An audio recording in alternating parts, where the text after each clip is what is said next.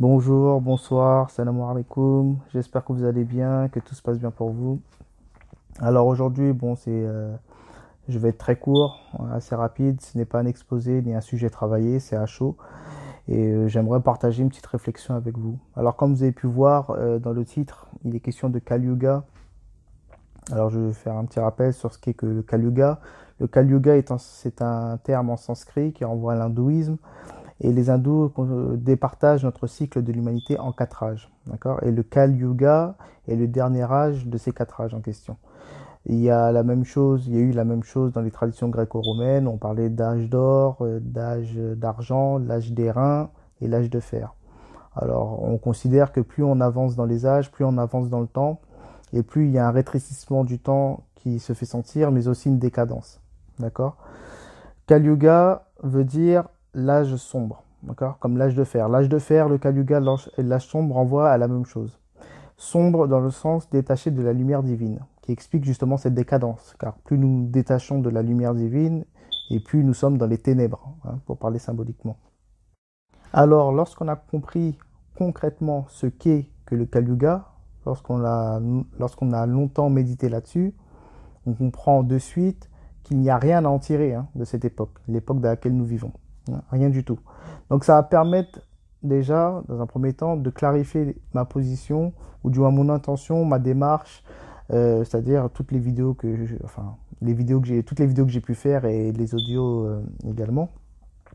Car beaucoup de gens, des proches viennent me voir et me demandent, oui, mais pourquoi tu fais ça? Qu'est-ce que ça t'apporte?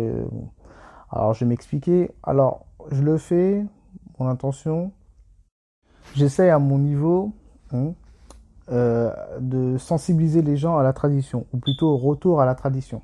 D'accord. Mais je conseille à tous les auditeurs qui me suivent, si vous voulez vraiment être plus dans le sérieux, hein, dans du très très haut niveau, je vous conseille de vous diriger vers les auteurs directement. Bon, en premier, bien sûr, René Guénon, qui est un auteur que je cite très très souvent. J'aime pas le catégoriser en tant qu'auteur, spécialement. Pour ceux qui connaissent ce qui est René Guénon, ils me comprendront. Mais bon, pas que René Guénon, hein, il y a aussi les auteurs, on va dire, plus ou moins périphériques à l'œuvre guénonienne. Alors oui, bon, Michel Valsan, bien évidemment, Charles-André Gélis, mais j'envoie même les gens à lire Chuon. Bon, il y a débat sur Chuon, on va dire plutôt le début de son œuvre. Schottkewitz, Titus Burckhardt, Martin Lings, bon, et j'en passe. Alors, mon activité sur YouTube ne m'apporte pas grand-chose, hein, si ce n'est bon, des commentaires ou des partages, hein, c'est tout.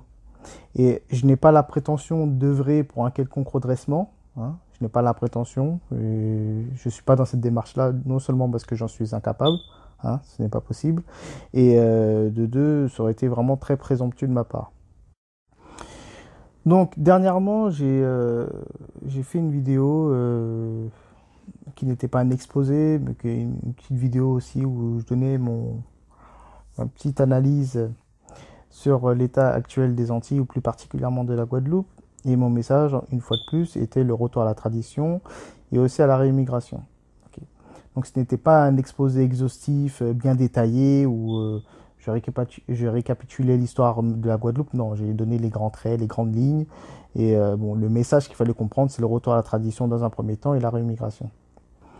Puis il y a eu toutes sortes de réactions, ben, c'est normal, des gens des pour, des contre, bon ça c'est tout à fait normal. Et puis il y a beaucoup comme d'habitude, de moi-je, des gens qui ont besoin d'étaler leur pseudo-science pour essayer de faire comprendre qu'ils ont compris plus que la personne qui s'est exprimée, et que la personne qui s'est exprimée n'est qu'un ignare, ne connaît rien, nanana, bon, tout ça pour mettre leur jeu, leur moi en avant. Donc certains sur la page Facebook et même sur YouTube sont là à pinailler sur des détails, oui, les dates, l'historique, bon bref. Alors que le message de fond était le retour à la tradition et la réimmigration. Enfin, voilà, c'est ça qu'il fallait retenir principalement dans mon discours. Bon, j'ai eu droit aussi aux droitards, libéraux, peut-être même identitaires, déculpabilisateurs au plus haut point, hein, qui se dédouanent de toute responsabilité, hein, bien que lui, il n'a aucune responsabilité, enfin, il n'est pas responsable, je veux dire, de ce qui s'est passé dans l'histoire. Mais bon, j'ai compris que ce type de personnes s'affilie directement avec les gens de cette caste-là, sans rien assumer. J'ai un ami qui a relevé quelque chose de très pertinent. Il m'a fait remarquer que ces droitards libéraux que j'ai pu décrire, qui se déculpabilisent de tout ce qui a pu se passer dans l'histoire, n'est que le miroir inversé de toute la victimisation des gauchistes, indigénistes. Bon, c'est des deux côtés, c'est insupportable. Et ces mêmes gauchistes, ou plutôt ces gens-là influencés par cette gauchiasse, euh, qui ont plongé dans la victimisation la plus insupportable, me tombent aussi sur le dos sur les audios et les vidéos que j'ai pu faire auparavant, lorsque je pointais du doigt la manipulation et surtout l'instrumentalisation du peuple noir dans ce grand projet mondialiste. Bon, certains n'ont pas saisi là où je voulais en venir et ont vu ça comme une attaque ou comme de la traîtrise même, étant donné que je suis noir, je devrais être des leurs, bon, etc. Bon, bref. Insupportable de chez insupportable. Alors pourquoi je vous parle de tout ça, de tous ces retours? C'est même pas que sur la dernière vidéo, hein. Je peux parler aussi des retours que je peux avoir sur mes audios, mes vidéos. D'ailleurs, vous l'aurez remarqué, je réponds très rarement, hein, car je refuse de faire un débat quelconque. Pour la simple bonne raison que je refuse une guerre d'ego. Normalement, ça c'est mon ressenti, c'est moi qui vois les choses comme ça. Normalement, en règle générale, un débat ne devrait pas exister. Car un débat, surtout dans notre époque, les débats, c'est souvent, je vois ça comme des battles. C'est toi contre moi. Alors que le toi contre moi ne devrait pas exister dans une civilisation normale. Normalement, c'est toi et moi pour la vérité. C'est-à-dire que toi et moi, nous ne sommes pas d'accord, mais nous mettons à table, enfin, nous échangeons pour la vérité. On doit se mettre d'accord pour la vérité. Okay. Donc, les débats aujourd'hui sont plus des débats très stériles où chacun reste sur sa position et c'est qui bat l'autre, qui humilie l'autre, bon, par la dialectique, par la rhétorique, mais la vérité est clairement balayée d'un revers de la main, hein. Tout le monde s'en fout, mais il s'en fout royalement de la vérité. Et quand je parle de vérité, je parle de la vérité avec un grand V, El-Haq, qu'on dit en islam, qui est un attribut divin. Aujourd'hui, dans notre ère moderne, chacun crée sa propre vérité, hein, c'est de l'humanisme. C'est de l'humanisme, c'est-à-dire que l'homme, dans le sens égotique, est devenu divinité d'une certaine manière. Donc chacun crée sa vérité, ok. Leur propre vérité se transforme en combat et leur combat en business, tout simplement. Et peu importe si leur vérité va à l'encontre de la vérité, ils défendent leur business bec et ongle, tout simplement. Parce que voilà, ça génère de l'argent. Et surtout, ces personnes-là s'approprient une certaine lumière, hein, satanique celle-là, qui nourrit grassement l'ego. Et puis voilà. Donc il suffit à ces personnes de les mettre au pied du mur, de leur faire comprendre que leur paradigme ne tient pas la route, hein, et qu'il est anti-traditionnel et qu'il n'a aucun sens. Et vous allez voir ces gens-là se transformer en gremlins, quoi. Parce que pour eux, étant donné qu'ils ont fait leur vérité, hein, leur propre personne, leur individualité est divinisée aussi par leurs disciples, voilà, par leurs adeptes et tout, etc. Ce sera vu comme un grand blasphème. Vraiment, ce sera vu comme un blasphème, selon eux. Donc toute cette exaltation du moi rend très difficile le débat. C'est très difficile de débattre dans ces conditions-là, ou plutôt d'échanger, pour être plus précis. Et puis il y a autre chose, c'est-à-dire que maintenant, étant donné que nous sommes dans le désordre total, rien n'est à sa place. Il y a beaucoup de mots qui ont été tronqués.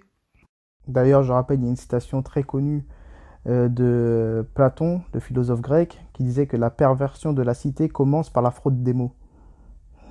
C'est très vrai, dans le sens où si les mots sont tronqués déjà, sont altérés, je veux dire, on peut plus... rien n'est à sa place. Il n'y a plus de repères, donc le peuple se perd, c'est la perdition totale. Voilà. C'est le fouillis, c'est la cacophonie totale. Des mots ne serait-ce que tradition. La tradition qui renvoie au spirituel, okay, qui est très aujourd'hui associée à la coutume. Alors que la coutume relève de l'homme, la tradition relève du sacré.